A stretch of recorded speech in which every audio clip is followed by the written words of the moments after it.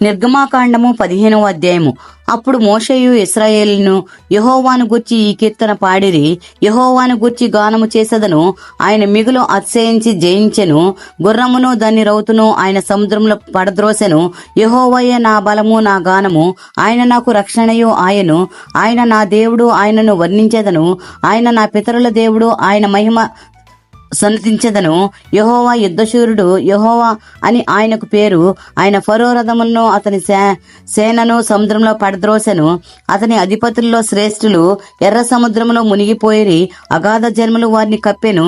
వారు రాతివలే అడుగంటిపోయిరి. యెహోవా నీ దక్షిణ హస్తము బలముంది అతిశయించును. యెహోవా నీ దక్షిణ హస్తము శత్రువుని చితగ్గొట్టును. నీ మీదికి లేచువారిని నీ మహిమాతిశయము వలన అణచివేయుదువు. నీ కోపాగ్ని రగులు చేయుదువు, అది వారిని చెత్తవలె దహించును.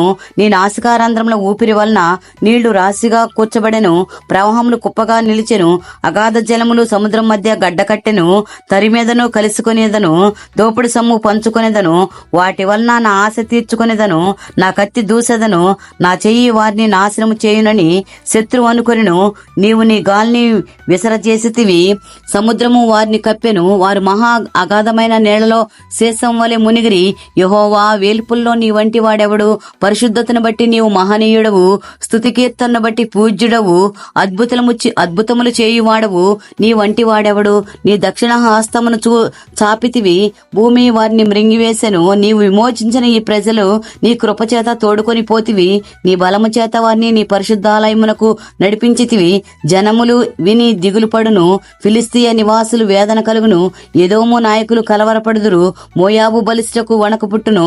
కనాను నివాసులందరూ దిగులొంది కరిగిపోవుదురు. భయము, అధిక భయము వారికి కలుగును.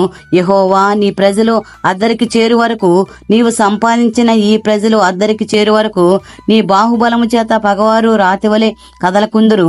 నీవు నీ ప్రజలను తోడుకొని వచ్చెదవు. యెహోవా నీ స్వాస్యమైన కొండ మీద నా ప్రభువా, నీవు నిర్మించుకొనిన చోటను నీ చేతులు స్థాపించిన పరిశుద్ధాలయమందు వారిని నిలువ పెట్టెదవు. యెహోవా నిరంతరమును ఏలువాడు.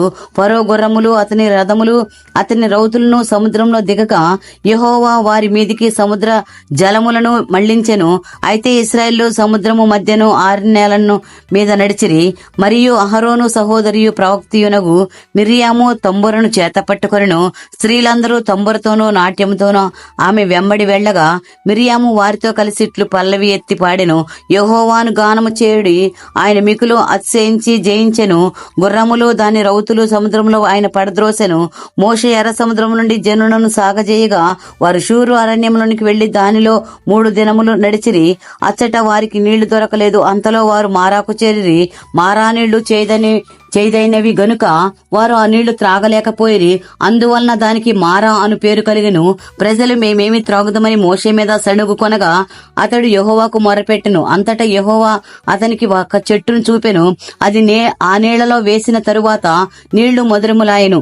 అక్కడ ఆయన వారికి కట్టడను విధిని నిర్ణయించి అక్కడ వారిని పరీక్షించి, మీ దేవుడైన యెహోవాకును శ్రద్ధగా విని ఆయన దృష్టికి న్యాయమైనది చేసి ఆయన ఆజ్ఞలకు విధేయులై ఆయన కట్టడాలన్నిటినీ అనుసరించి నడిచిన ఎడల నేను ఐగుప్తులకు కలుగజేసిన రోగములలో ఏదియూ మీకు రానియను.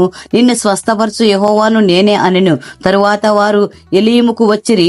అక్కడ 12 నీటి బుగ్గలను 70 ఈత చెట్లను ఉండెను. వారు అక్కడనే ఆ నీళ్ల యొద్ద దిగి